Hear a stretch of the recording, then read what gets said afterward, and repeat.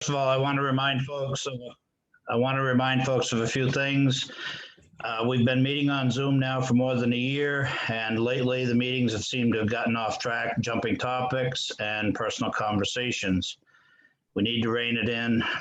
I'd also like to remind people this is a board of directors meeting. We have our discussions with the board. If you're a guest or an alternate director and not here in your director's place for the night, please limit your questions and type them in the chat. I'm going to ask Jeff to monitor chat and let me know when questions come up. If you're a member of the board of directors or an alternate director, here in your place of the director, I'm going to ask you to raise your hand. I'd also like Cindy to keep track of directors that have questions. Vast board of directors meetings are of course open meetings, but again, they are meetings of the board of directors. If you're just here to listen, I'd like to ask you to just watch it on the live stream on YouTube. Beth, would you please put a link in that chat for anyone that needs it? And once we go live, we'd also like to introduce Katie Ann once again. Okay, so we're not going live. No. I think we've established that. Yeah. Beth, you can try again, but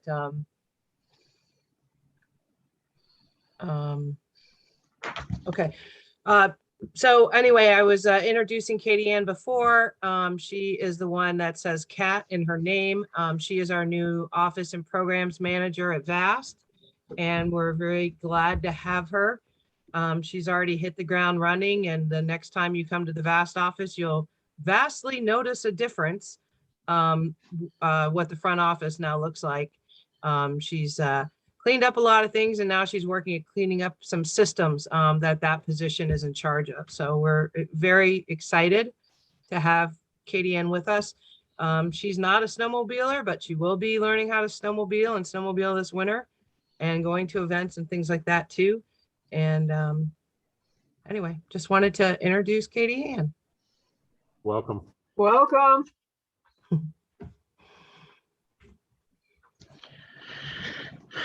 All right, we'll call the meeting to order now. It's 6:08 p.m.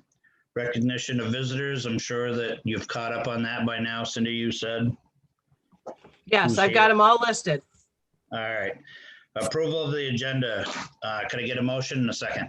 Rutland County would make a motion.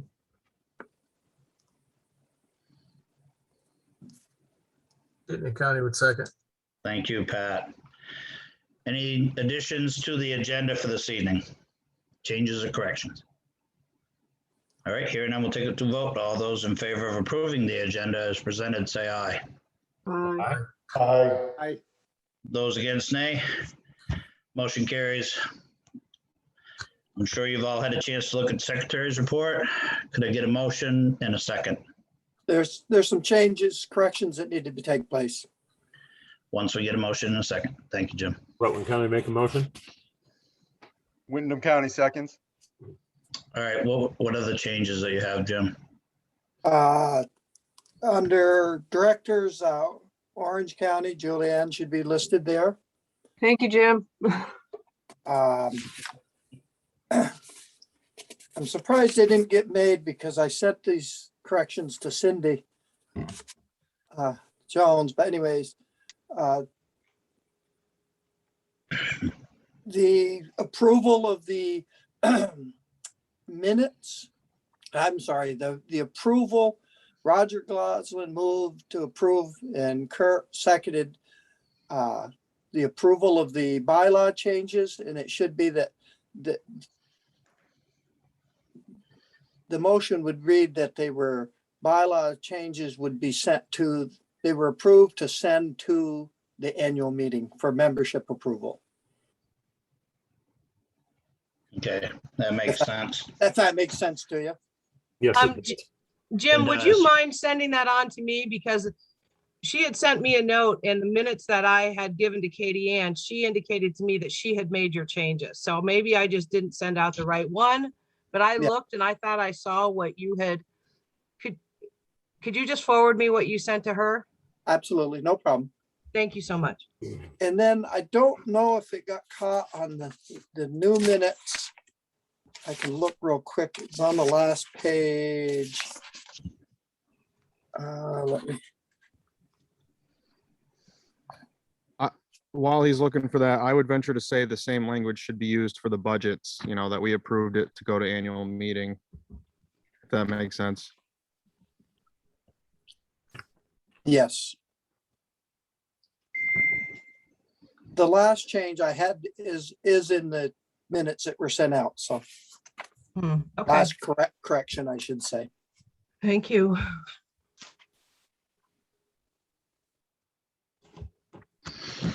Are there any other corrections or additions to the secretary's report?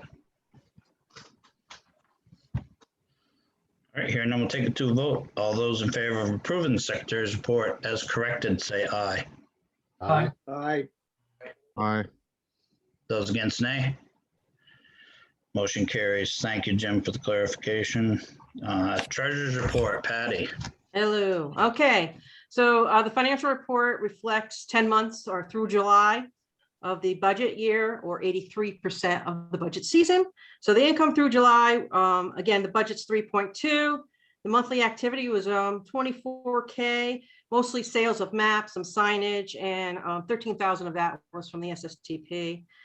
So our actually through July is 3.1. So we're 97K short of the expected income for the budget, or 97% of that budget. As far as expenses go, the budget's 2.8. Monthly activities about 140K, of half of which was in the trails expenses. 40K of that was groomings.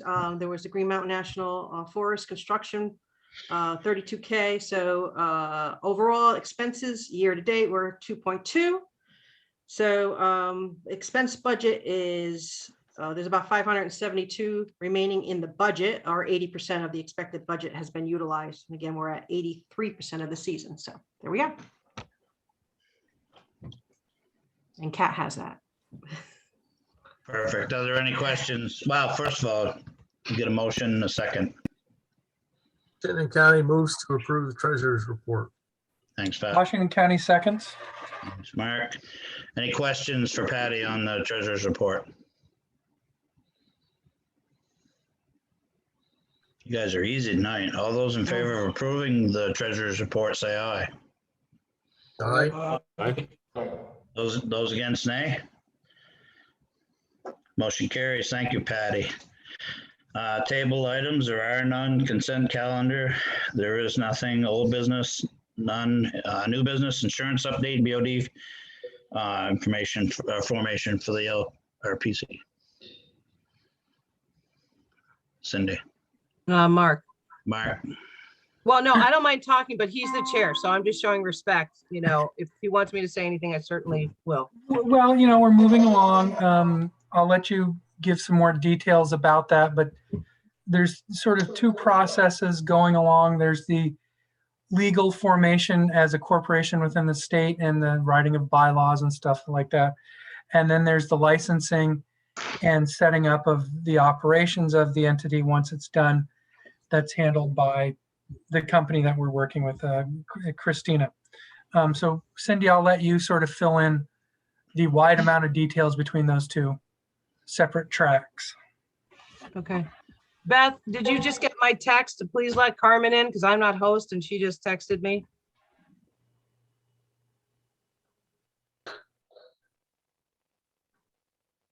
Hold on, I'm just typing Carmen back. Working on- She's coming in. She's here. She is? Okay.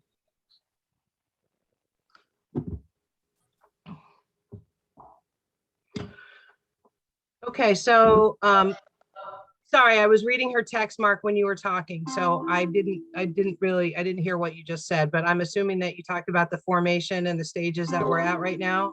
Well, yeah, so there's sort of two separate things going on. There's the formation of the entity, which requires the writing of the documents, the governance documents and things like that, and creating the entity within the state framework. And then there's the licensure and creation of the entity itself and management of the entity, which is where Christina's company comes in. And that's where we've been going. There's been some back and forth a little bit with the bank and getting them approved to be a backer of this, and some other developments there. We've been talking to attorneys who specialize in the formation of these types of organizations. And so Cindy, I'll let you sort of take over from there. Okay, thanks, Mark. So yes, so we are enlisting the help of Primer Piper because they're one of the 3 firms that that specialize in captives and RRGs in the formation. So they're helping Hans work through that process. And then we're only contracting with them just for this, not for anything else. As some people know, Primer Piper had represented us in the past for a few different things, including the Lvrtc. And then we've also reached out to the email I sent you guys about the firm in New York. So that's in the process as well. And that is the firm that would be representing us if we did get sued. They specialize in snowmobile,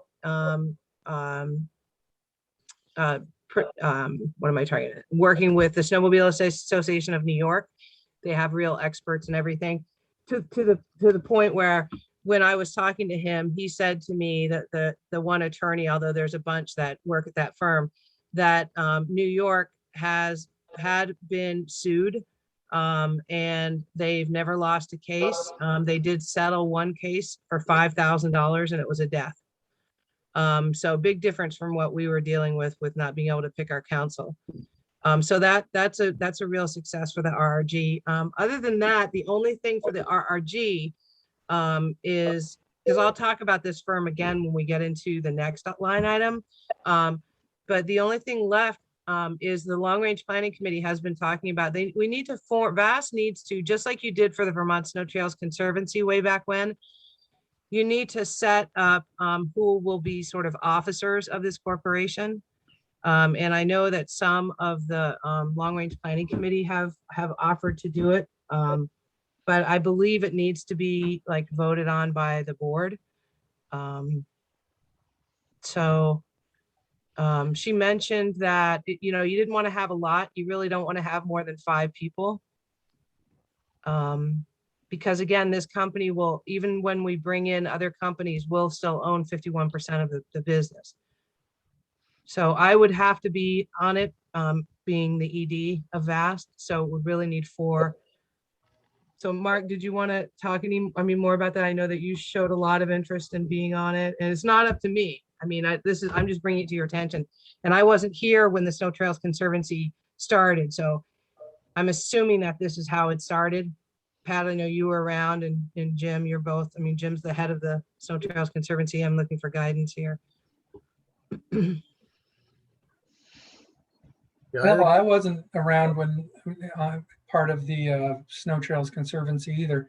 And I had assumed that that's a similar route that we would take. But yeah, because we've invested so much, I would like to be at least on the initial board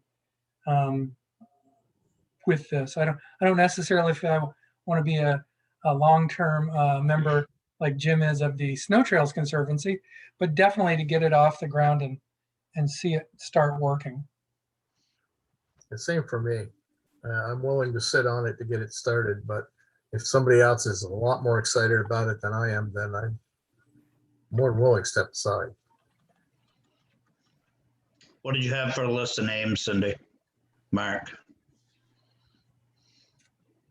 Mark, Pat, Jim, Jeff, the people that are on long range planning, but we hadn't brought it to all of your attention. So I don't know. We have to do it. Like, I wish we could just put it off, but we need to do it because it needs to be filed and all that in the formation of the corporation. I would prefer that it is long-term vested people that are on the committee. I think the list pretty much represents that.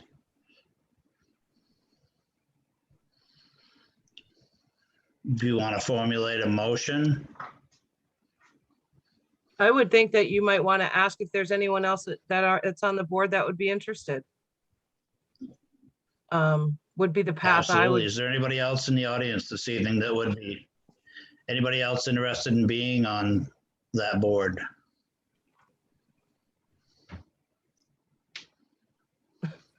There, it's that little hand Try button. not to trip. Yeah. Try not to trip getting to the front. All right, so at this point, I would just as soon have somebody make a motion.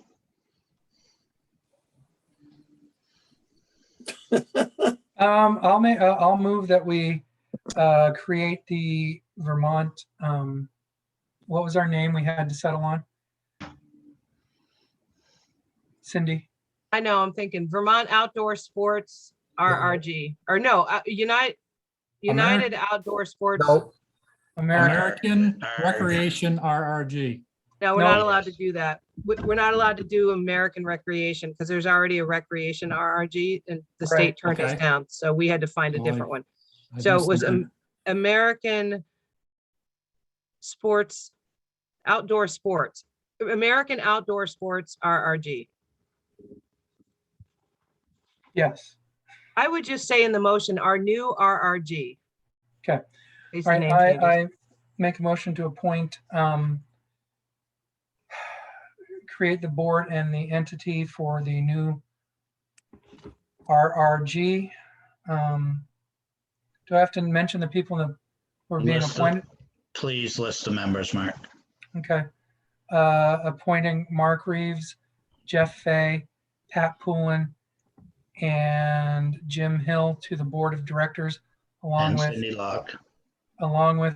executive director Cindy Locke. Thank you, Mark. Can I get a second? That's 4. Do we want 5? Cindy's the fifth. Cindy was the fifth because Jeff was in there. Sorry, I Pat, forgot. and Mark. Sorry, Yep. sorry, missed it. I'll second that. Orleans County. Thank you, Roger. Any further discussion on the formation of the board for the RRG? Can you just say the names one more time? I know it's Mark and Jeff and Cindy. Pat and Jim. Pat and Jim, and Carmen has her hand up. I see it. Yes, Carmen. Yeah, it's the American Outdoors Reciprocal RRG is the name. You would have to mute your device, Carmen.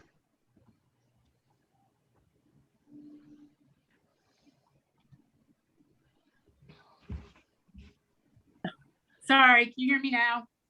Absolutely. I'm sorry. So what exactly are they all responsible for on this board? I know I came in kind of late. I apologize. It's the board of directors, similar to the board of directors of the Snow Trails Conservancy. There has to be a governance board per state laws.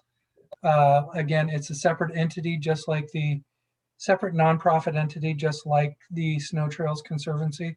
So it's a governance board. It acts more like a committee, Carmen. So if they're going to come to, if they like to set values and all of that, they'll still be coming to the vast board of directors Right. to talk about money and things like that. Right. Yep. Any other Just like the questions? snow, sorry, Sorry, Cindy. nope, done. Any other questions on the motion? All right, we'll call it. All those in favor of approving the motion, say aye. Aye. Aye. Aye. Those against, nay? Motion carries. Thank you. Was there anything else you wanted to bring before the board on the topic, Cindy and Mark, before we move on to the next item? Well, we just No. want to let people know that it's something that takes a little bit of time, and we did not want to rush into it. Christina said she could push to have us done for September 1st, maybe with a retro approval from the state board, the state commission or whatever it is. But we didn't want to do that. We didn't want to rush. And so that we want to take our time and do it correct. So that's where we are. Yeah. So, and then I would only add that, so we're hoping for like a January 1st. I did just re-sign our insurance, so we are still with our current insurer as of September 1st. That was about a $25,000 increase in the premium this year. But but we did get them to agree that if something does come up and we do need legal representation, that they will have to use this firm in New York that we'll also be using for the RRG. So that's good news. What we don't know is how much this is going to cost us. So if we start the RRG in January and we get a hold of our insurance company, we've talked about this before. They might say, because they're going to prorate, and they might say, well, we're not giving you any of your money back. Or they might say, well, we'll give you, $30,000 out of the 240 you just sent us. So we're just not sure. The Long Range Planning Committee did discuss it. If they said we're not going to get any money back, then we'll just have two insurances. There's no reason to just drop them if they're not going to give us our money back. Absolutely. Roger has his hand up. Yep.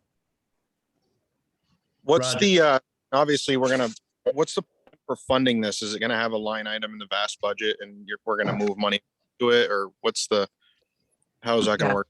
It's a good question. So I think in this first year, because the money's already in the vast budget for our regular, our liability, the company that we have.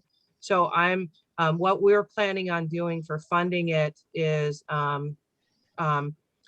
funding the cost of starting the RRG itself. The mechanics of it would be out of like emergency or special programs funding out of reserves.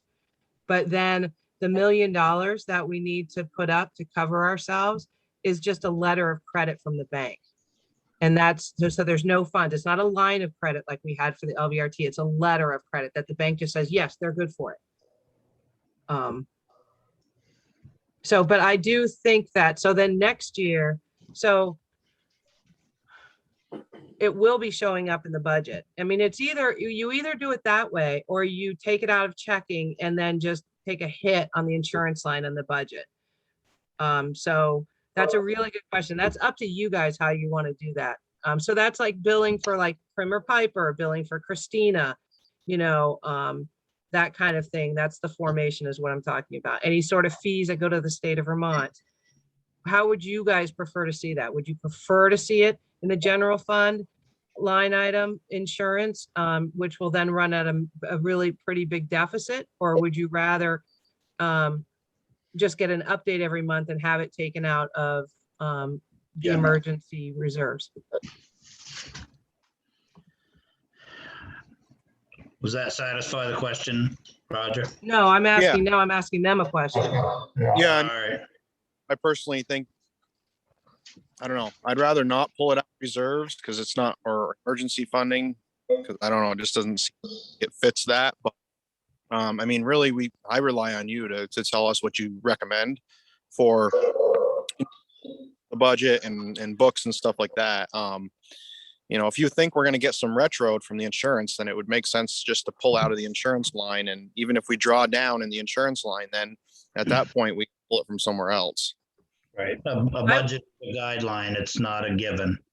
Right. Right. I would recommend that you do that. If you're asking me my opinion, I would recommend it just being shoved right into the budget. And when it shows a deficit, you guys can decide how you want to deal with the questions that are going to come forth of why the general fund ran into the red this year. Or make a decision that, okay, let's, this was a one-time thing. It was an emergency thing because it just popped up. But I would suggest it going through the budget. Hopefully every year after that, it'll be a positive in that. So, I mean, got to look at it that way. Absolutely, Mike. Bruce, you've got your hand up. Yeah, when we re-upped with the current insurance company, we didn't ask them what the early termination fee would be. No, because that would trigger them possibly saying that it would be zero. Because that's what Christina warned us. She's seen it happen before, that if they know that you're going to cancel 6 months into it, they purposely will put in that they're not even prorate, that you won't get anything back. So we just decided to gamble with it.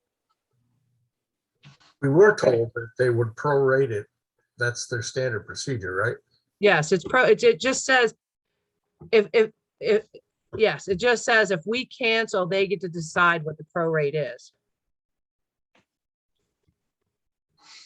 Someone else had their hand up. Mike Burns, I think.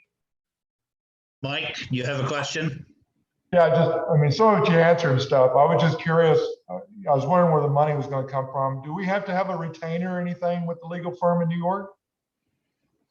No, So okay. not that I know of. They haven't said anything. Right now, they haven't sent us a contract. They've basically just gotten approved to work in the state of Vermont. Okay. So they had to do that first. But that's a really good question. No, But it's they have almost- not told me I need to. And as far as monies, I mean, we'll have to get the monies out. I'm assuming we'll have to have a budget and everything for legal services in case we need them. Do we actually have to come up with any of this $1 million, or is it all going to be a line of credit? It's all in the letter of credit. The only reason we would have to come up with it is if we were sued and we decided to settle and it was accepted. And then we would have to come up with whatever dollar amount that we decided, you know, it could be $25,000, it could be 5,000. Yeah. And having that out there, will that impact our credit or our well, it's gonna be a liability. Well, I guess it's not really a liability. I don't know if it affect our credit rating anywhere else or not. No, it shouldn't. The bank did not say that it would, because it's a lot different, again, than a line of credit, having a letter of credit, because it's not really, you know, I mean, I guess you could consider it a liability in a sense. But they didn't seem to think that it was any big deal. They do it all the time, they said. Well, it's a liability to an asset, not a financial move moving forward.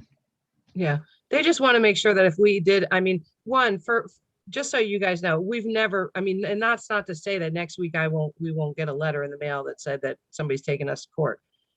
But we've never settled for anything close to $1 million.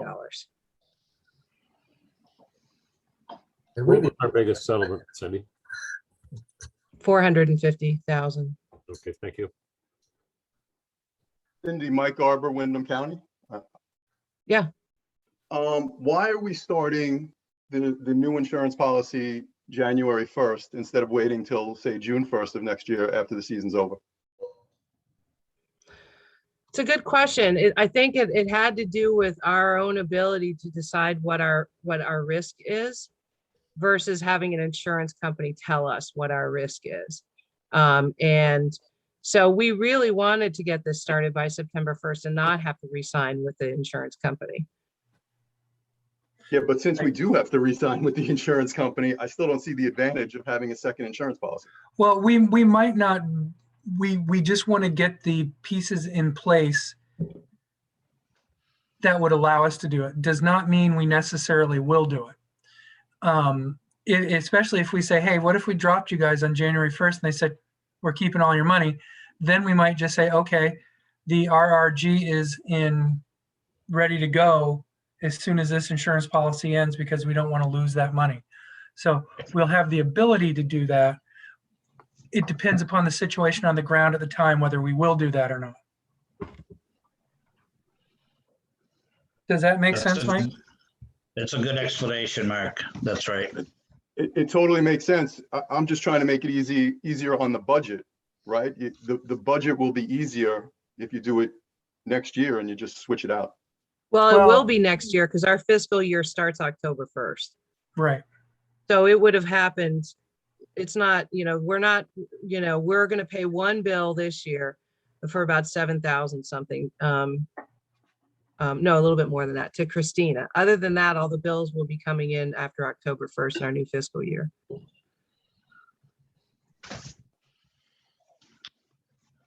I thought I saw another hand. Yeah, right here. Kurt. Oh, sorry, Kurt. Yep. So regardless, either way, I mean, we still have to put out the 7,000 towards Christine. And essentially, we're not pulling anything out of our pockets. We're establishing a line of credit to operate this on. So, I mean, whether we do it this year or we do it next year, it's not going to make a difference either way. You got to get it established before your current insurance expires. Correct, Mundo. Correct. No, it's not a line of credit. It's a letter of credit. A letter of credit. Two different things. Thank you. A letter of credit. Thank you. But the money we're going to spend now is to form this organization, let alone the insurance itself. Yes. Correct. That money has to be spent before we can even consider it insurance. Are there any other questions? I saw you holding, Jeff. What'd you want to say? You sure? Okay, any other questions moving forward?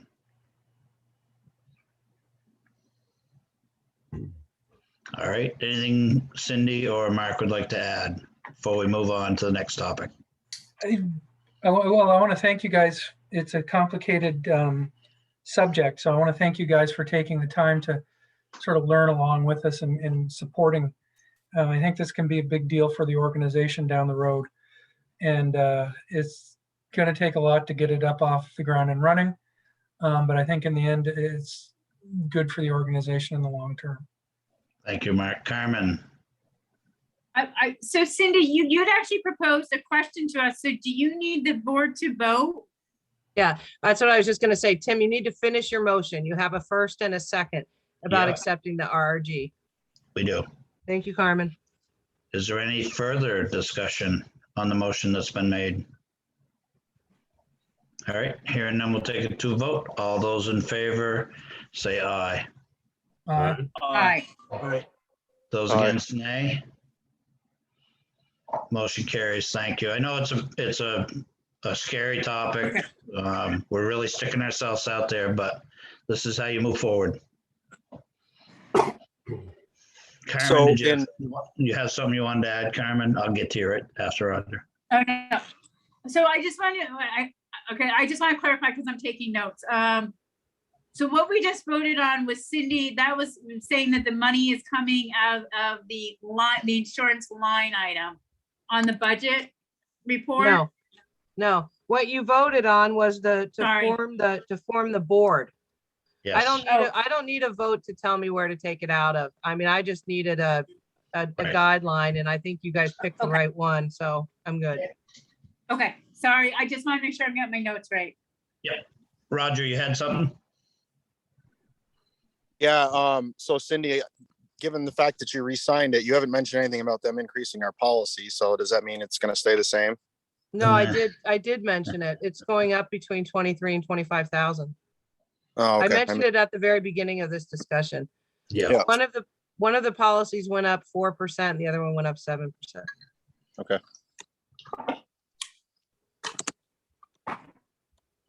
Just ensures why you're moving forward. All right.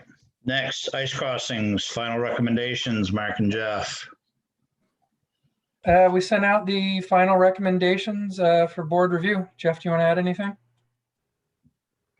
No, I don't know if we want to vote on them individually or vote on them as a group. I do know that there is some open question, I think, on the Memphremagog, Roger, if I'm not mistaken.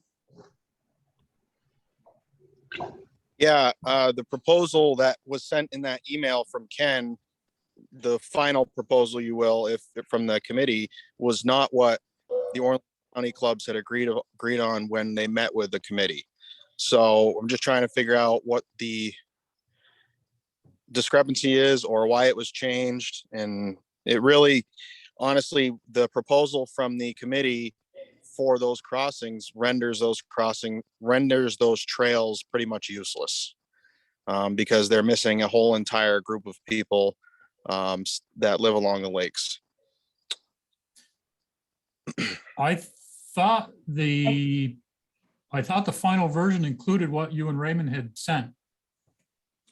Well, that was just for trail numbering. Actually, not what we talked about when we had our county Zoom meeting. Or I say county Zoom meeting. It was a Zoom meeting with the affected clubs. Okay. So the Memphremagog northeast crossing was supposed to continue to the landowner that lives all along the, and the Memphremagog west middle crossing was supposed, I keep calling it crossing, trail, I should say, access trail, was supposed to go down to Strawberry Acres Road. And you guys have it cut short at Lake Road, which is a little ways before it's supposed to be. Are those the two, Roger? As far, yeah, everything else looked like we had talked. So I thought that it was leading to the road. The problem was that it couldn't cross onto the person's property that was actually on the shore. That the question was, well, how do we get the trail onto that person's property, because they're not going to sign a landowner permission form if they're not covered by our insurance. I think that was where the kind of the Right. The vast trail should end on the non-lake side of the road. And if the landowner needs to get access to the vast trail, all he has to do is cross the road to get to the vast trail. So the road is actually technically our, call it a legal buffer, if you would, to not having lake access. You have access once you're off the road. So I know this has always been the sticking point, Roger, and you guys are just trying to get access to the lake. And that's what we're trying to avoid. So whether it becomes a private trail on the other side of the road, but the vast trail needs to end on the non-lake side of the road. So there are two we're talking about.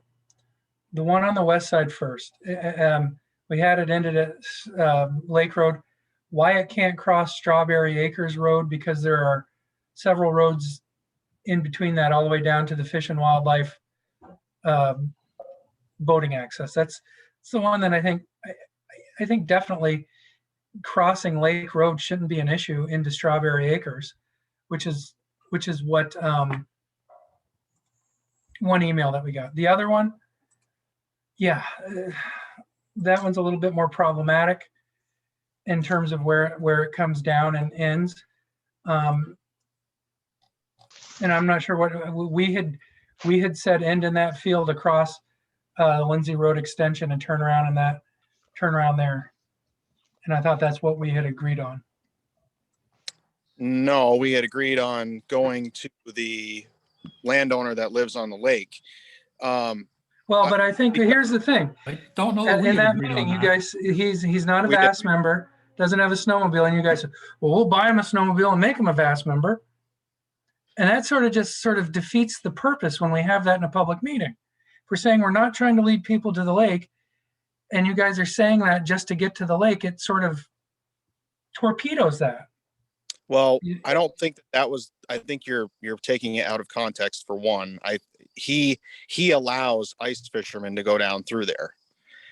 And he himself wants that access as well. The problem is if he doesn't sign a VAS permission form, he's blocking it completely. And that private trail that this committee wants to set up is not going to work. So we're responsible for providing some sort of insurance for non-VAS member ice fishermen? Nope, not at all. It sounds like. We're responsible for providing the trails to our members that they expect, and we were going to put the VAS trail ends here on that guy's property. So from there down to the lake, if they went, it was at their own risk, and that was it. Why wouldn't it matter if it was on the other side of the road that Vast Trail ends here? Exactly. I'm just asking, because really I do not vote on this stuff, and I'm not giving anyone secret information. I'm just curious. No, I don't think I ever accused you of that, Cindy. No, I know. Oh, I didn't say you did. I just don't. I know this is such a personal issue for people. So we're fine with that being a private trail, but who's going to insure the landowner? The landowner is protected by state statute. All our insurance would do is represent him in court to get him off the lawsuit. Yeah, as long as he's not being paid. So as long as nobody gives him a TMA or anything else, because that all constitutes payment. Or buys him a snowmobile. Or he puts a chain across it. Right, malicious intent, yeah. So I guess I would need, I don't know. I would need more information to provide this landowner. You know, I don't, we discussed this all at this long meeting and no answers were given. So that's why we came up with the solution that we did. So, I mean, we can risk it and try that. And he might say, nope, I want something in paper. And if we don't give him anything in paper, he closes the trail. And the long range planning committee can take responsibility for that. The paper is a state statute. That's fine. I haven't seen it. Nobody showed it to me. Nobody showed something to me that tells me that this guy's going to be protected. If somebody leaves the vast trail, goes across his property, because that's all it would take. If I could provide him the actual paperwork. It's on our website on the forms page. It's called landowner liability form. It's a brochure. Yeah, I'll send you a link, Roger. So you want me to show him the same language that's on the landowner permission form? No, it's the state, it's Roger, it's the state statute. Yeah, Right. the state has a statute that limits anybody who allows recreation on their land without charging for it. No liability can be put upon them. So an owner shall not be liable for property damage or personal injury sustained by a person who, without consideration, enters or goes upon the owner's land for recreational use unless the damage or injury is a result of willful or wanton misconduct of the owner. So that means anybody who goes, if I let anyone on my land to hunt, to fish, to hike, if something happens to him and I didn't do something purposely, like someone said, put up a cable across a trail, I'm not liable. If someone comes on here and they step in a hole that I was digging because I believe there was treasure buried in my backyard, that's on them. I didn't invite them on. I allowed them to hike on my land. They're taking all the liability, and that's in state statute. And I'll send you the link so that you can read it. And this works for motorized recreation as well, because all those other ones you're talking about, people are walking. They're walking on people's property. Yes, it works for all recreation, as long as you're not charging or being paid. There was actually a case a few years ago for ATV. It was an ATV accident and the person tried to sue the landowner and it made its way all the way to court and the judge threw it out because of the statute. So why can't I leave the vast trail and go through a farmer's field and all that kind of stuff if he doesn't have it posted? Because you need, specifically mentioned in state statute, is you need to have permission to operate an ATV or snowmobile on someone's property. Right. And if I say to you, Roger, I've got this large field here, you have my permission, I give you written permission to operate there, and I don't charge you anything and I'm not making any money, I can't be held liable for any injury you may suffer while you're on that land.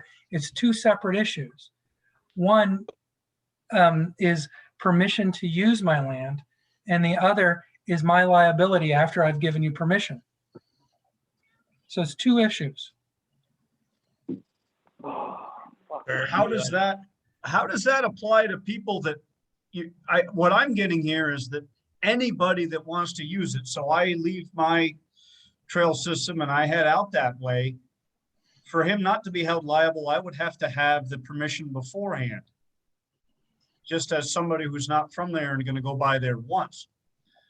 Or belong to a club or association that has that permission. So it would go to the club and it would be blanket for any vast member or anybody out using this guy's trail? No. Yeah, well, no, not that trail. No. No, if you're not on a vast trail system, you have to have, no matter whose property it is, you have to carry with you landowner permission from that property owner. If you're on a vast trail, then you're already covered. We already have the landowner permissions.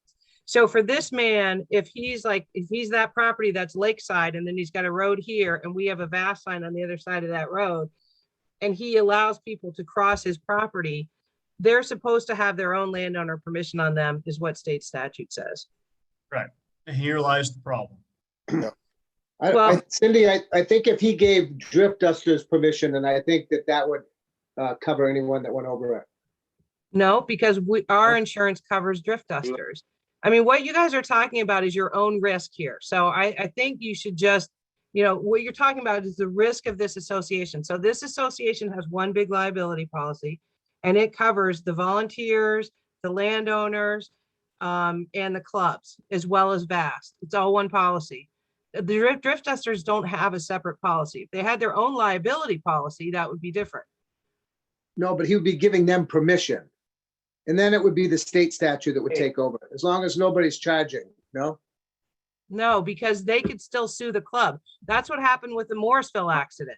They didn't come after VAST. They went after the Morrisville club, but we had to pay for it. It was because our insurance, VAST insurance, covers the clubs. Executive director was supposed to start being the new host. Now, because a couple days ago, someone found something on him saying a derogatory thing about women, that he can't be on it anymore. So, Louis, we can hear you. You might want to mute yourself. I have a question. Kurt had his hand up and then Roger. Okay. No, I'm good. You're good? Okay, Well, Roger. yeah, I mean, my feeling is it needs to be, you know, Vast Trail ends at the opposite side of the street, and there should be a sign on that landowner saying, in order to operate a snowmobile on this property, you must obtain landowner permission, written landowner permission, and keep it on your person. I mean, it's pretty cut and dry. You know, it's unfortunate because we get the same thing down here, Roger, with Starlight. We're going to have a 12-mile roundabout to get out of Belmont. You know, it's very unfortunate. And unfortunately, it is what it is because we can't afford to operate without our insurance. So, you know, it basically comes down to, unfortunately, to suck it up. And I understand how much it's going to affect you up there, brother. It's not easy. All right, Roger, and then Mike Burns. So we've already signed up for our insurance. So the policy, the premium's gone up. We're hopefully going to mitigate this situation by becoming self-insured next year.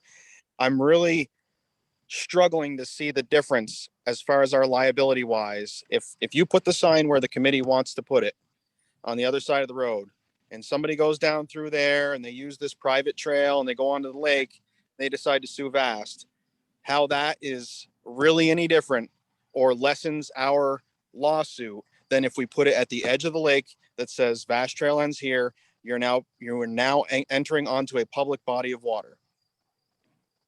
You know, I feel like the committee is really trying to, for our protection, is trying to really split hairs that in the end, when we get sued, is not going to make a bit of difference. That's what I think. I think we're going to get this trail closed for stuff that's not going to make a bit of difference, whether based on where that sign is put. We're still putting a trail down there. If you put the sign on the other side of the road, like you're proposing, and somebody goes down there, they could still easily say, oh, well, the VAST Trail led me down here. You know, I'm going to make a difference. Mike Burns has his hand up. Oh, sorry, Mike and then Pat. Yeah, I kind of want to back up a little bit. I was trying to explain it to some of my county. I know we discussed this a while back, but it's got confusing with the RRG and all that stuff in it. Our insurance this year that we are purchasing, I understand that we got the RRG coming up sometime next year, hopefully in January, whatever, but the insurance we purchased this year with the increase, the 4.7%, that insurance is contingent on us closing water crossing. Is that correct or not correct? I don't know that it's contingent, but we were told 6 years ago that we had to cross them. Or, I mean, to close them. I'm honestly, Mike, a little afraid to bring it up. But I would rather lean on the New York attorneys to find out what their opinion is, because they might also be telling us that we have to do this. I was looking at a New York map today and I didn't see any water crossings in the state of New York. And I've never ridden there, so there might be some and I might have missed them. I don't think the issue is going to go away. I was trying to kick the can down the road a little bit, but obviously we've got to give these guys time to do stuff. I understand the RRG is coming on next year. I'm worried about a vote we're about to take in a few minutes. Some of the comments I got from my clubs and stuff, some of the, the dedicated members and stuff. I'm trying to figure out what I'm going to think about it, I guess. But I just want to understand. Yeah, no, I understand. No, we were told by the insurance company and we were also told by our attorneys and our attorney, and we were also told by the attorneys that represented the insurance company after the Dunmore accident. That in writing, which I've shared with you guys. I don't remember when I shared it with you, but it was 6 months ago, maybe 8 months ago. All right, I'm happy to resend those letters. I have Pat, Roger, Carmen. I'm good. Roger. There are no trails across bodies of water in Vermont. They've been removed from the map. The second somebody goes on the body of water, they are on a public highway, just as if you drive your vehicle off of a boat ramp onto frozen water. It's the same scenario. So I don't know why, other than the fact that it's us versus the state, I don't know why we're saying that there's trails going across the lakes. We have trails that go down to the communities around our lakes. And if people want to go on the frozen public highway body of water, then that's them. But I don't understand what the hangup is here. Why couldn't they just cross the road? I mean, They can. My landowner is still not protected. So you want me to set up a booth out there and have him write landowner permission for each individual member? Like, I'm fine with that setup, but I need to make sure my landowner is protected and that some, law enforcement officer doesn't, have an issue and they go down there and they sit and they can start writing tickets for everybody that goes on that piece of property because they don't have written permission. Does that make sense? I get it, Roger. And we're trying to really to balance here. Nothing's great. None of this is good, which is why we've gone to the process of looking at and setting up our own insurance so that we can handle some of this. All I can say is the law says he's protected. It doesn't though. We just talked about the fact that you need written landowner permission to leave the vast trails. Like What's not protected are the riders. He's protected from any liability. The riders aren't protected. They could from being stopped by a cop. Mark's right. They're breaking the law. A law enforcement officer could go down there and start writing tickets for everybody that entered that guy's property. Absolutely right. Correct. But his liability is protected. Okay. As a landowner, he is protected.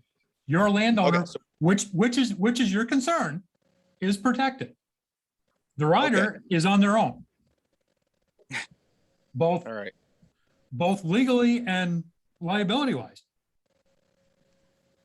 What if the landowner put a sign up that said he allowed snowmobiles across his property? I've thought that myself, and I personally, I would think that would be okay. Snowmobilers access welcome. Whether that would stand up if, like you said, a itchy sheriff's deputy wants to go down there and sit at the road crossing, I'm not sure. He's protected either way from the liability of people on his land. Yeah, snowmobilers are welcome here. I mean, I don't know what's Morris up in Island Pond with the playground. What if someone went up there without a vast TMA? It says it's all over. Snowmobilers welcome, playground, off trail.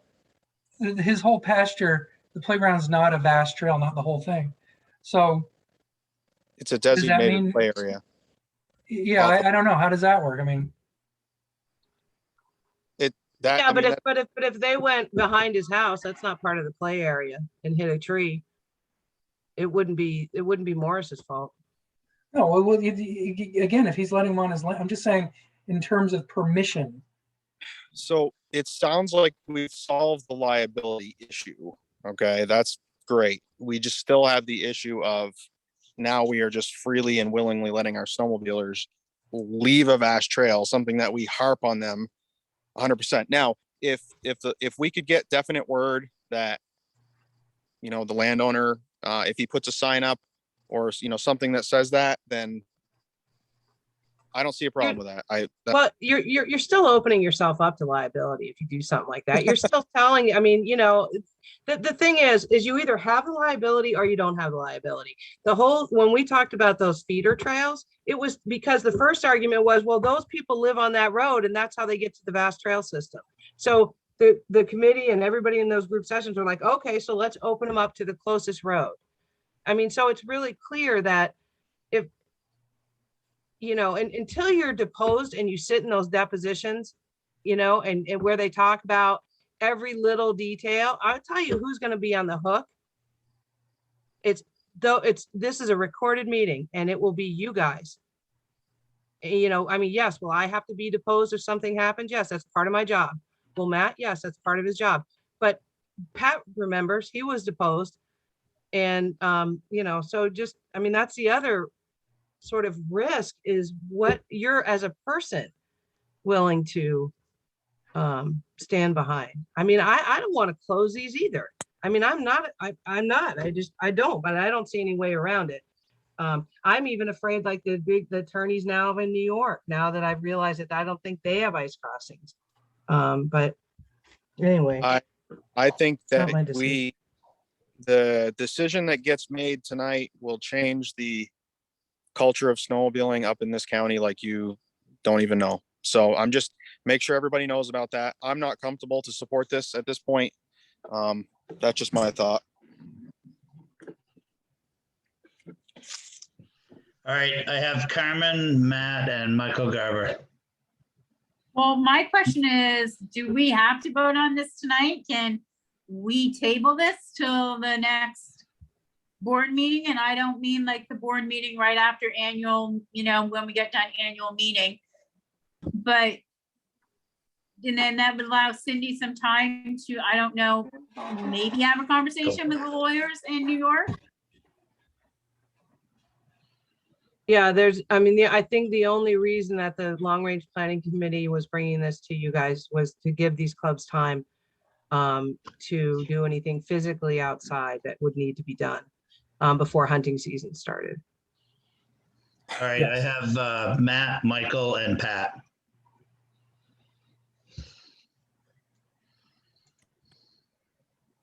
I'm all set, Tim. All right, Michael.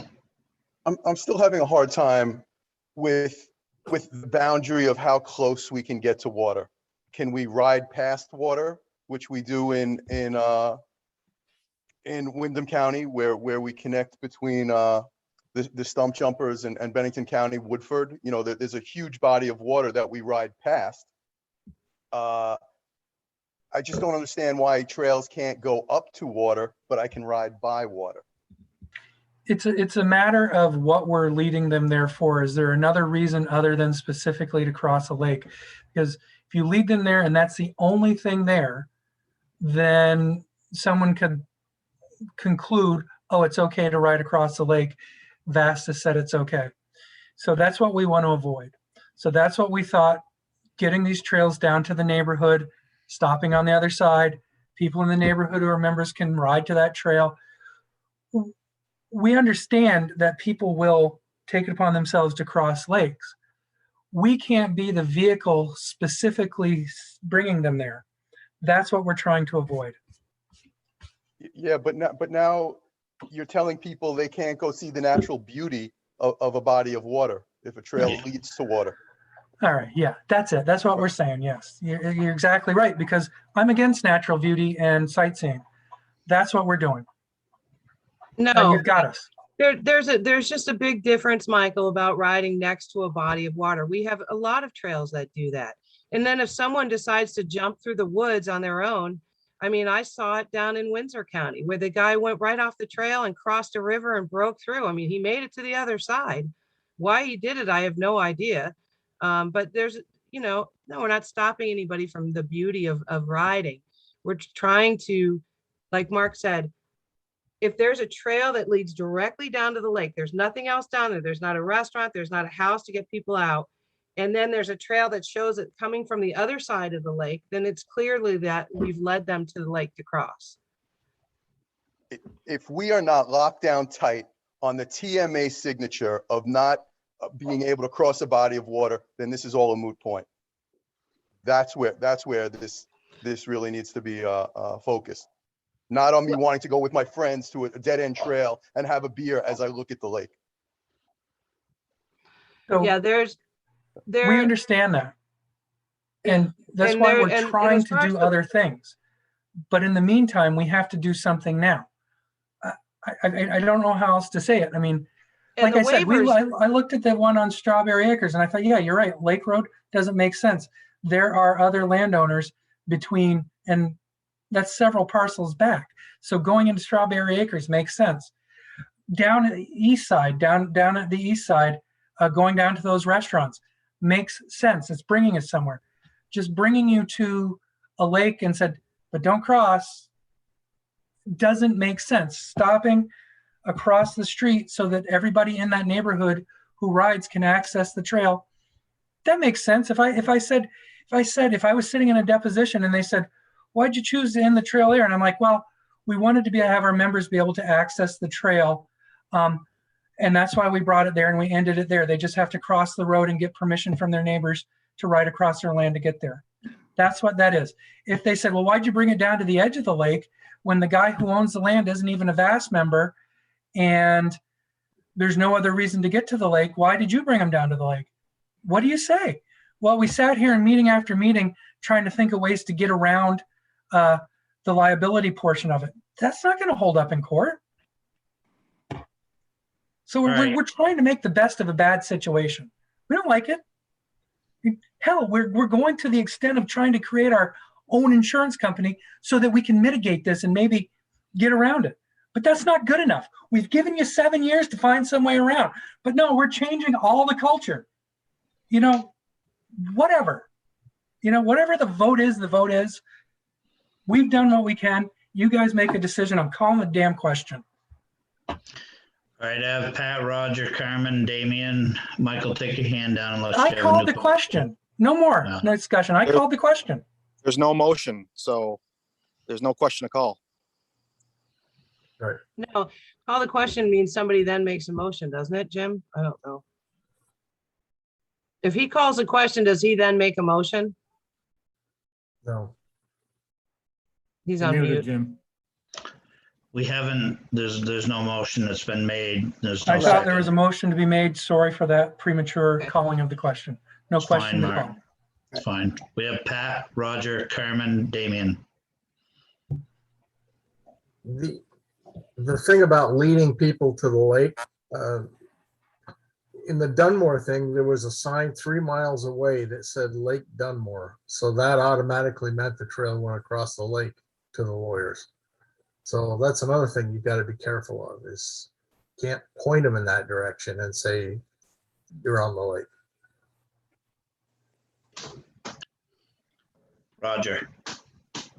Well, just to address that comment, I don't think that we are not planning on putting destinations on the other side of the lake for our riders. So that's kind of how we're going to try to address that.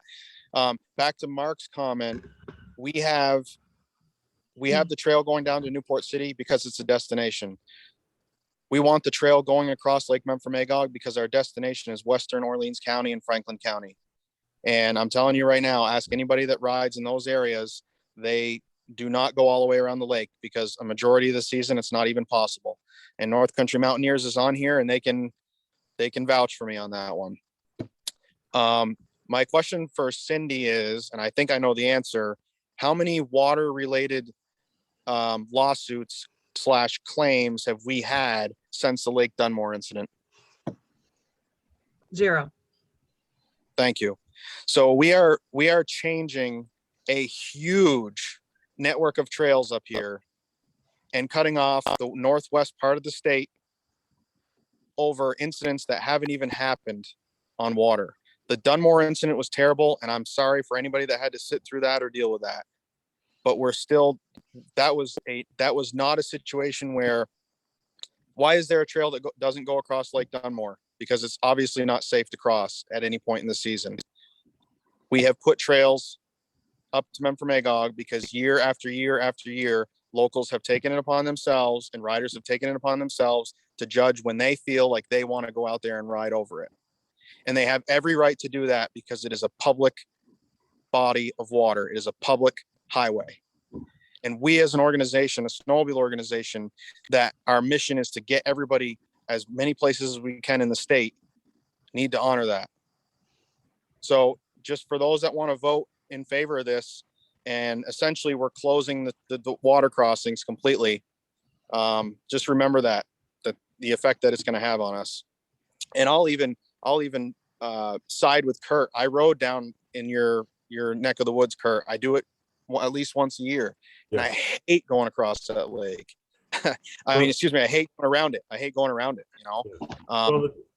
So it's a big deal down there too. Yeah, and on that note, you know, I mean, Star Lake, I mean, if you did happen to go through Star Lake at any point, anywhere on that lake, you could stand on your seat and get out of the water. I mean, I've been involved with snowmobiling in Mount Holly for 30 years. We had one snowmobile go through the ice, and it was some guys who had way too much to drink. They had a brand new snowmobile. They were playing around, and they went over the spillway. They hit the water and sunk their machine. We have never had anybody, even with all the snowmobile drags that we had in place, with multiple vehicles on the ice, we have never had a problem because we always safety check the ice before we open it. It's really tough. It's hard for me to swallow that we have to close our crossing. It really is. I mean, you know, we're hoping with the formation of our RRG that we would be able to, like Roger said, keep our trails on the lakes, you know, keep the access. And I get it, Cindy. I mean, it's a really tough thing, you know, but here we are. It's not me. I know, and I you know, know you guys are. Cindy, I know it's not you. I know it's not you. I mean, it's not, you know, it's not, yeah, it's, yeah. It's none of us. We're reacting to something that we were told. And believe me, I've gone across to the east side. I get it. I'm not going around down through that. I don't like it either. Right. I hate it. I've ridden across Island Pond. Hell, I've ridden out on Lake Willoughby. I get the risks. I'm not sure why you keep thinking it's us being obstinate. I know you're not, Kurt. We're not. This is not what we want either. No, none of us do. All right, I got Carmen and Damien. Well, I'm just gonna kind of ask a stupid question, and maybe I'm not like thinking this clearly, but if a body of water, whether it be Memphregall or Lake Sterling, I think that's what you call it, Kurt, if they are considered to be public highways, yes, then what is the difference between us and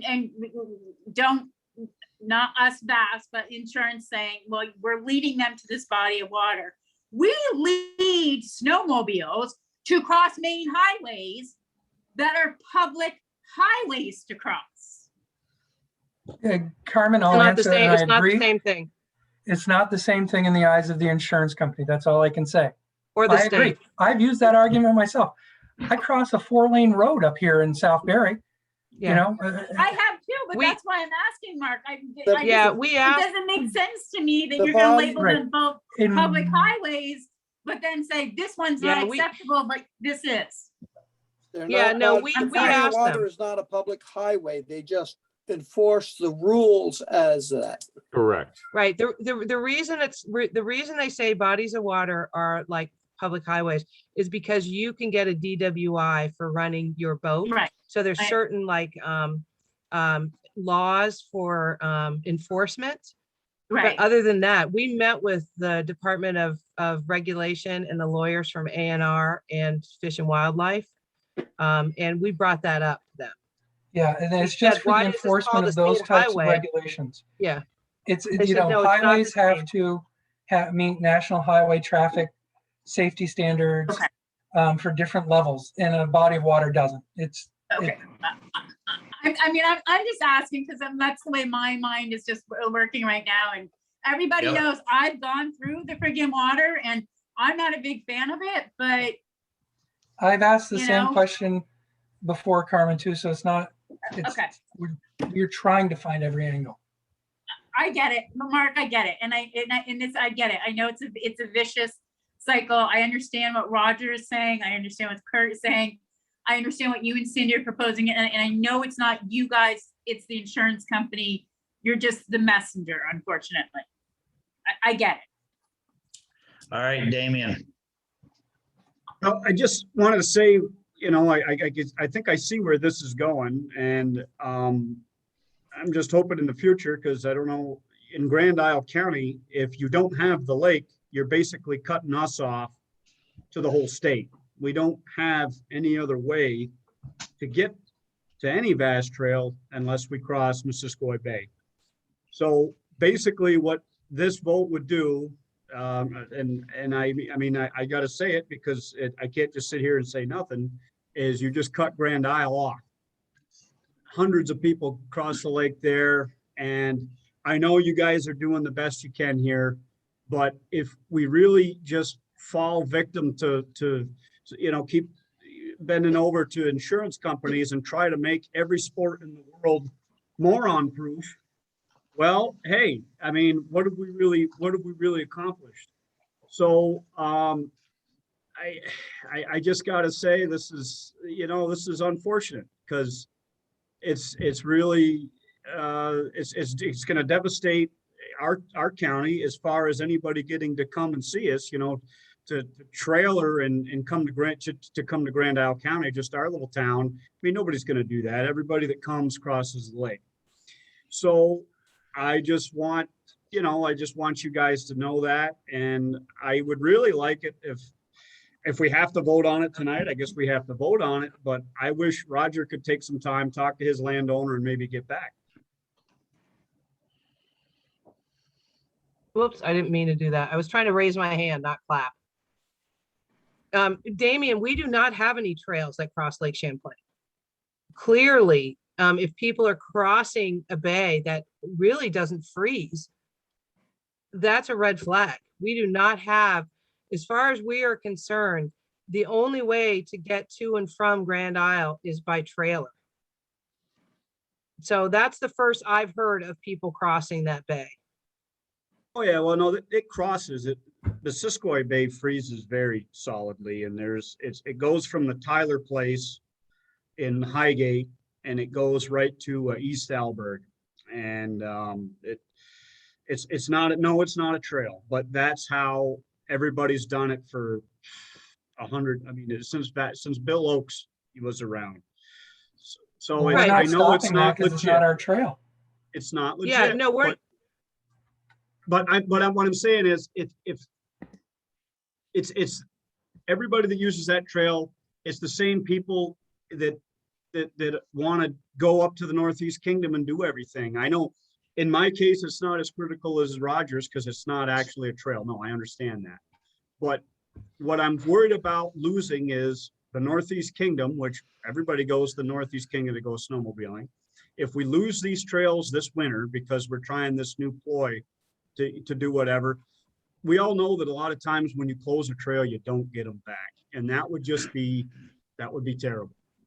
That's it. That's all I got to say about it. Well, Damien, I just want to let you know that this was actually voted on and approved 6 or 7 years ago, and it was supposed to be in effect then.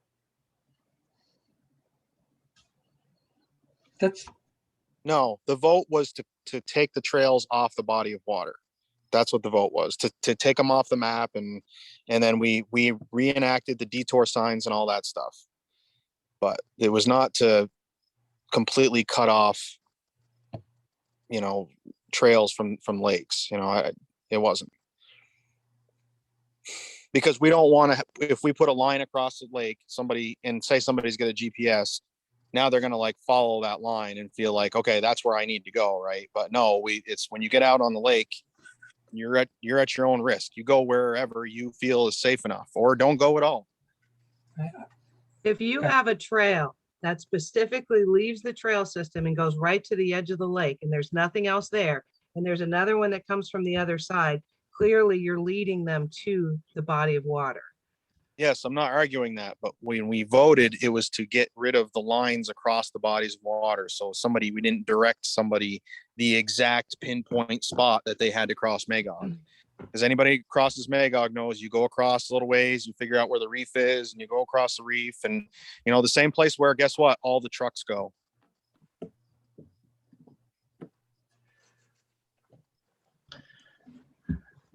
My feeling is, this is my feeling. My feeling is we've already signed our insurance. We go through this year, we get more information from the RRG to to see how we can proceed then. Yeah, we're kicking the can down the road a little bit, and I can't really make a motion based on that, or a negative motion, but that's what my feeling is. Well, you could move to table this. Kurt had his hand up. Well, I guess if, technically without a snowmobile leading to the body of water, the only other way you're gaining access to any lake in the state of Vermont is through the Vermont State Fishing Access, period. And there's no line there's typically you don't have one opposing another on the other side of the lake. It's a tricky one. I don't know. I'm done. I'm over it. Hey, I'm one of 14. So if a majority of the board members feel comfortable with it, then that's what needs to happen. But it's clear that the board members do not feel comfortable doing it. No. Do you want my recommendation? Absolutely. Does anybody want my recommendation? Yes. I would postpone it. I would postpone the vote, and I would ask Roger to join me in meeting the New York Insurance Company and pose these questions. What it's going to do, and what Carmen said, we'll bring it up at the October board meeting. It's just not going to leave people a lot of time if there's, if we come back and say, yes, that's what they've told us, even if we start the RRG, they're going to recommend the same thing that the other, our current insurance company has recommended. That's what I would suggest. All right, I got Pat and Damien, your hand's still up. I'm not sure if it's from previous or not. No, what I was going to say is when you go to them, ask what they would want as far as verbiage at each of these quote unquote crossings that would allow, that they would go for. I mean, a billboard in 7 languages, or, whatever it takes is what I would say. Yeah, no, Damien, that's exactly what I'm going to do. I want to know how they feel about it. I want to know what the waiver language would need to look like, what the signage would need to look like. Yes, those are all on my list. All right, Pat, Carmen, Kurt. So Cindy said that there are no trails in New York on lakes. I've ridden in New York a couple of times, and believe me, there's trails on lakes. They just don't mark them that way. So it's kind of like what we've done, taking them off the map. And second, was it 2 years ago, they had 20 drowning deaths on snowmobiles? So obviously people are going on lakes. Yeah, what I couldn't see from the little paper map, I refused to pay $4 for the interactive map that they charge. But I was looking for a body of water where the trails actually led down to the lake in New York. And granted, they were cheap maps, PDFs I was looking at. I didn't find any that led down where how ours were. So. I would agree their mapping sucks, but that's my opinion. All right, Carmen, Kurt, Pat. Well, I was actually just going to make a motion to table this until the October meeting, and then let Cindy give Cindy some time to be able to sit and speak with the New York lawyers, and whether that be with Roger or Mark being involved in that, or whomever needs to be involved. We've got some pretty amazing volunteers in this organization, and I know that's October, and I know it's hunting season, but our volunteers do a pretty good job about getting things done in time for trails to be open. So I have faith in our volunteers that are out there that keep us going all season long. So I would like to make a motion to table it until October. So is that a motion, Carmen? That's a To motion. table, I would like to, yes, that's the motion, to table it to October. Rutland County would like to second that motion. Addison County thirds it. Grand Isle 4. Cheers. Wait, who seconded? Rutland County. Rutland County. Thank you. Everybody else started piping in, and I lost my train of thought. Okay, This is a tough issue for all of us. It's really a tough issue. May And I, Cindy, if you're willing to go to New York, and if Roger, you're willing to join them, would join Cindy there. I think it's a step in the right direction. Well, we'll Zoom. There we go. Ken has, you still have people with their hands up, Tim, I know, including Kurt. Patty. Kurt Too and late. Patty. You can take mine down, Tim. I will. No, do that. you can take it down. I can't touch it. And There then you Ken go. Brown after Patty. All right, Patty. Now, just a quick thing, Cindy and Roger and whoever else is involved in that conversation. If they recommend closing or putting the sign on the other side of the street, not where Roger, I know you want to do it. I want to know what the liability is to the VAST officers. If you could make sure if the board votes one way, are we as officers of the organization liable? You've got insurance. Good question. I just would like to, if Yeah, you're that's gonna go ask, awesome. thank you. Appreciate somebody making a decision for me. Ken? yeah, I just want to ask for some guidance, and I'm going to give you the answer I think you should give me, but I want to ask the question. We're going to print paper maps. We need to decide what they look like very soon.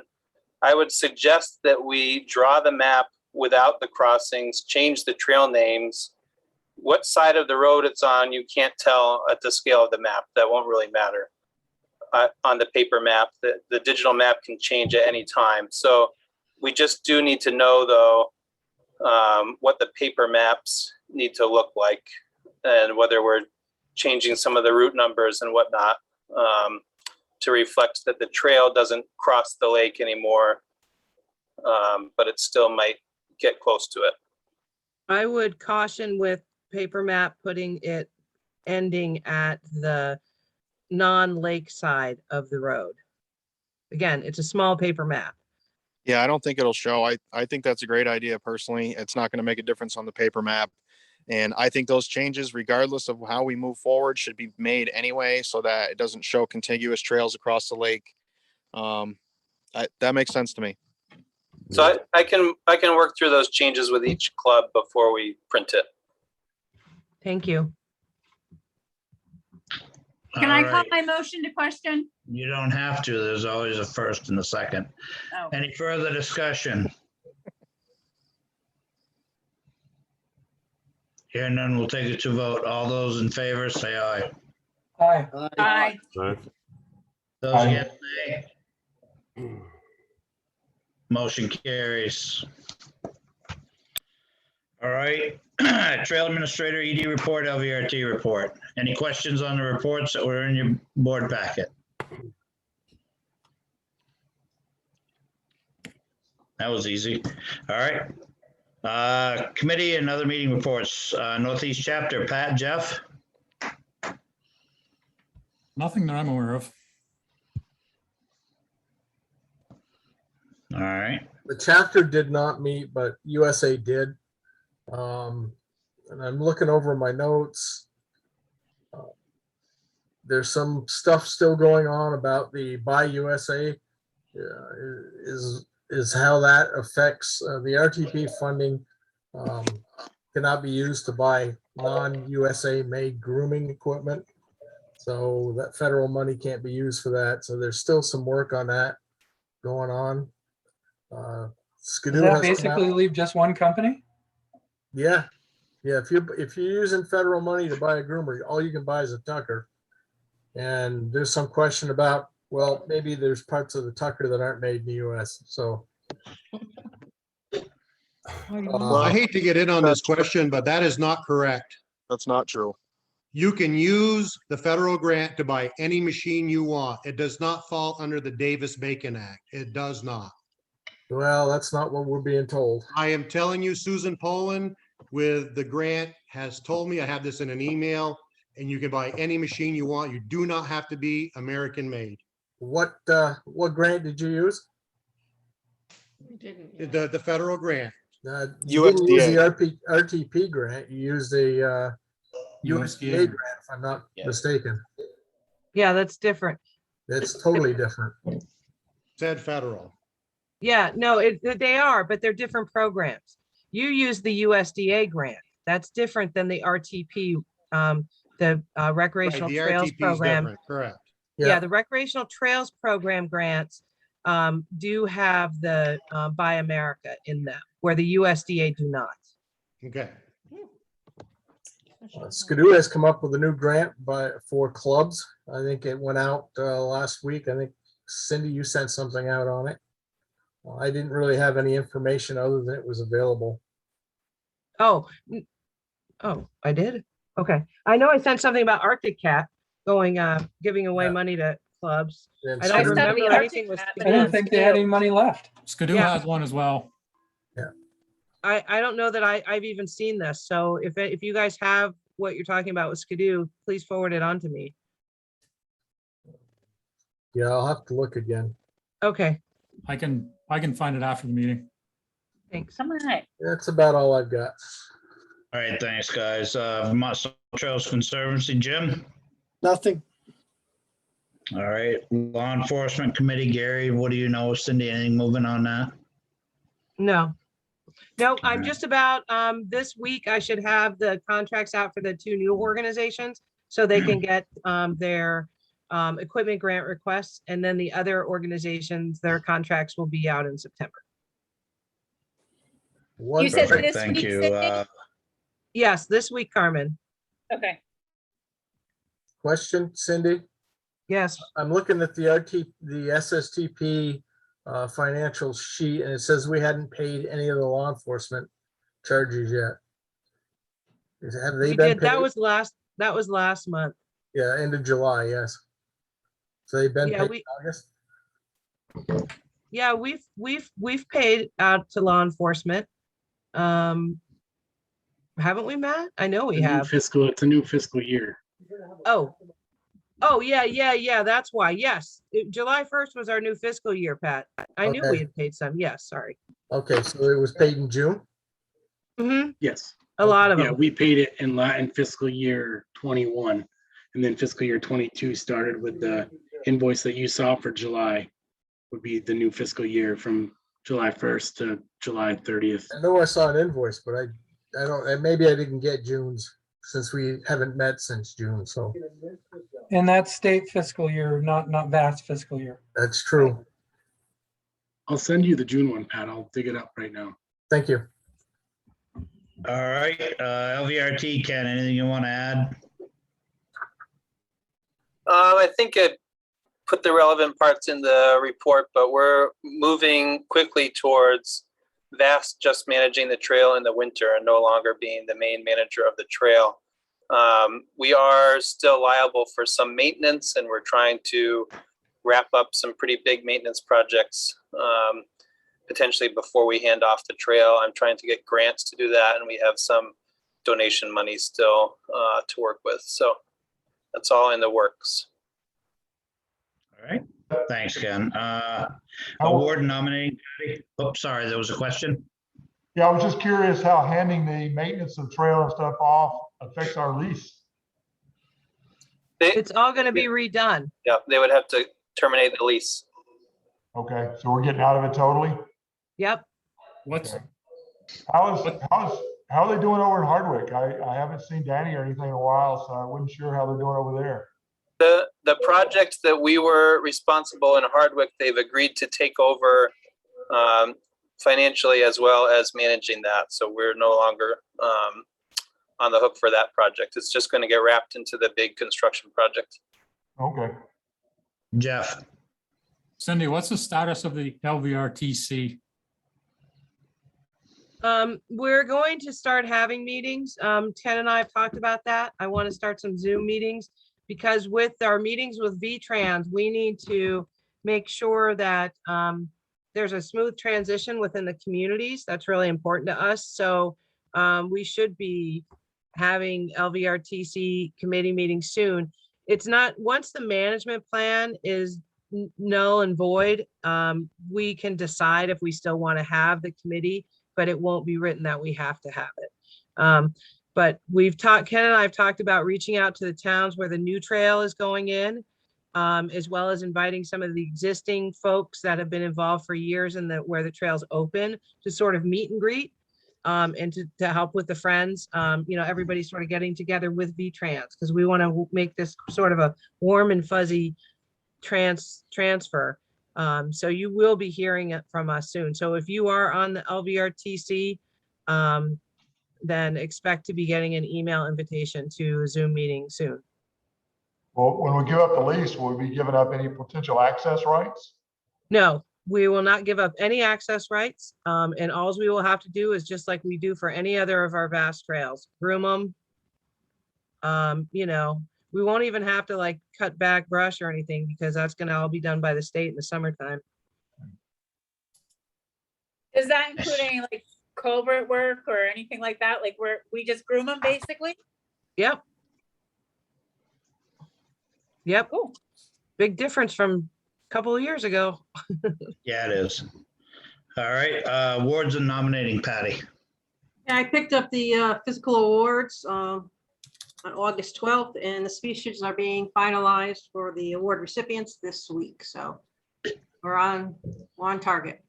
Perfect, thank you. Bylaw and policy, Jeff. Nothing. We covered that last month. All right, annual meeting, Pat and Jeff. Yes. And we're in pretty good shape. Nice. Wait, I have a quick question about annual meeting. Yep. Sorry, Jeff, maybe I totally misunderstood this. Are we not pre-registering for lunch? We're just doing the tickets on site? Correct. Correct. No Okay. pre-registration. Okay, thank you. I think I misinformed some people of that, so I want to clarify that, so. I do have a question for Roger. Are you gaining ground on your honor guard? Yeah, I believe I've got 3, hopefully 4 people secured for that. Okay. So we should be good. I just need to get with you on the details of like what time it's going to be so I can get these guys down there, you know, at least an hour ahead of time so we can practice. We need to practice, you know, before people get there, preferably. And it's, I mean, the event itself's not going to be very long. It's just going to be marching in, presenting colors, and then while the national anthem's sung, and then marching out. Yep. So I was going to send you an email on that. Okay. And I'll do that. Yep. Sounds good. Thank you. Yep. All right, thanks. Executive committee, nothing going on. Financial, Patty, you pretty much covered that. Yeah, just that the audit presentation last month should have been sent out to all the directors. Cindy Jones should have sent that. If you didn't get it, let me know. And the audit notification for the 8 clubs that were selected, Cindy and I will be working on that communication this week. Patty, I didn't get a copy of the audit thing, and I kind of wanted one just to help my clubs be like, when they do get picked for an audit, they're ready. They know what to expect. If you could send it to me, that would be great. Thank you. All right, long-range planning, Mark, anything you want to add? No, not at all. That's a firm no. Resource committee, Ivor. Ellis, Barry and I are getting together this Saturday. And we'll let you know how it's going from there. Perfect, thank you. Personnel, Jeff. Revamping some of the processes for the review. We're going to try something a little different. More to come in futures. All right, stay tuned. Trails, Jeff. Yep, hopefully we'll still have some. Matt, are we going to do we're going to do in October? Or should we do a September? Don't really want to do a September. Oh, Jesus. No, I mean, we've done it in the past. We've had one annual meeting if we wanted to try to pull that off, but. Yeah. I already asked and I was told you weren't going to, so you're not on the agenda. Yep, there you go. We could just do a side thing, like somewhere in the field. I don't know. Yeah, we'll see enough people probably to see if there's any major concerns. Take them on a field trip to the bridge. We will shoot for October. No, that bridge is condemned. No field trip.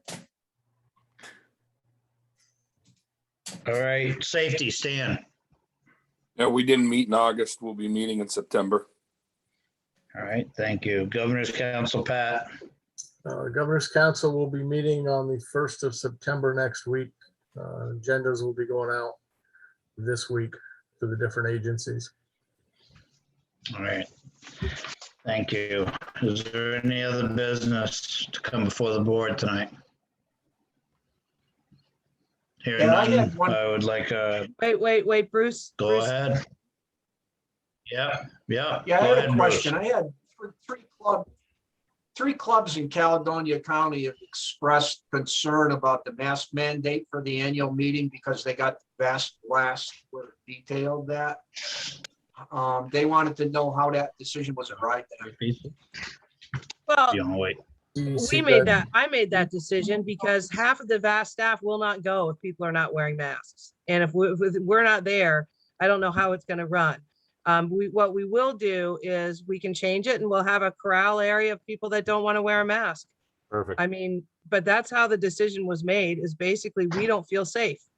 We are very, very paranoid. We are very careful. We have people that work in our office that have health issues and underlying health issues, and it's still a pandemic. So if you guys want us to set up an area where a bunch of people without masks want to sit, I mean, I was thinking they could sit outside the tent or in their cars, but frankly, I don't, with registration, we don't want anybody, it's, so I agree.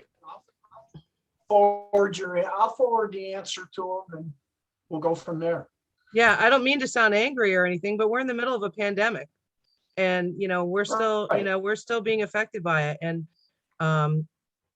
so, and I don't know, personally, to me, the people that didn't want to get vaccinated, they're not wearing masks. They didn't want to wear masks to begin with. So the people are just walking out in plain sight that haven't been vaccinated. And I don't feel personally that I want to be subjected to that. And I will not ask the VAST staff to be subjected to that. I, again, have talked to Matt about not coming this year. I wouldn't let him come last year. I mean, he didn't want to come because everybody corrals around him. He can't get away from anybody, and they're not respecting personal space and stuff. So that's what it really came down to, Bruce. It wasn't, I mean, it's not like I asked for vaccine cards, and I know that would have really set people off, but, and I'm sorry, it's just that it's just a personal thing. And, for us, and we protect each other. And I just, anyway. No. Is there a reason why, if you're concerned about it, you should be wearing a mask? I mean, it's I not do. even there's no governor's orders saying anything about mask wearing. So I'm just confused as to why. I guess I didn't catch that. Businesses are allowed to say if anyone coming into their business should wear a mask or not, right? We have a sign on our door. None of us are comfortable with any of you coming in without a mask on right now. That's just the way we are. And we should, as people that work there, be making that decision for ourselves and our own health and not be made by the board of directors. I stand firm on that. If somebody wants something and they want to make an appointment and they don't want to wear a mask, we're happy to leave stuff outside. Or if they want to have a meeting, we're happy to do it on Zoom. But I will protect these guys. They are very fearful of this pandemic and of this disease. And so if you guys want us to have an area where there's people that are unmasked, we can do that. I think that's a good idea. I agree. That's fine. And you can still put this, can we put the seats, isolate the seating 6 feet apart? Yeah, we planned on doing that. I mean, we can put plastic right down the center of the whole thing. Masks on one side, unmasked on the other. But we did plan. We're not gonna spray paint, but we are gonna do the seating apart. And the guys, Jeff and those guys, did make sure that we'll have a bigger tent as well. And that's why we kept the car option, if you don't want to be seated. Yeah, and we're gonna have voting in the cars this year. You're gonna have one of the little orange, what do you call those things? Ballots? No, the flags. We put out in the fields and stuff. The green ones and the orange ones. Pennants. To vote from your car. Green for yes and orange for no? Yeah. If we have, when we do votes or whatever, so we can see from the cars. All right, is there any other business to come before the board tonight? If not, I would entertain a motion in a second. Rutland County would make a motion to adjourn. Second, Wyndham County seconds. I have one question. Did we recognize former Addison County Director who passed away? yes. We didn't in this Conrad? meeting. No, we didn't. Yeah, Conrad, we have not said a word. I'd just like to just add a moment of recognition for Conrad. He made every meeting he could, sat through things. I don't think he, that had changed beyond what he was comfortable with at times, and was always such a valuable asset to the organization.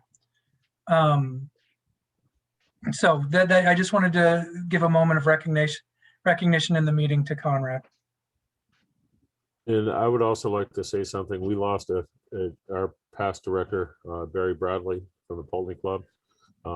Barry was the head of grooming over there.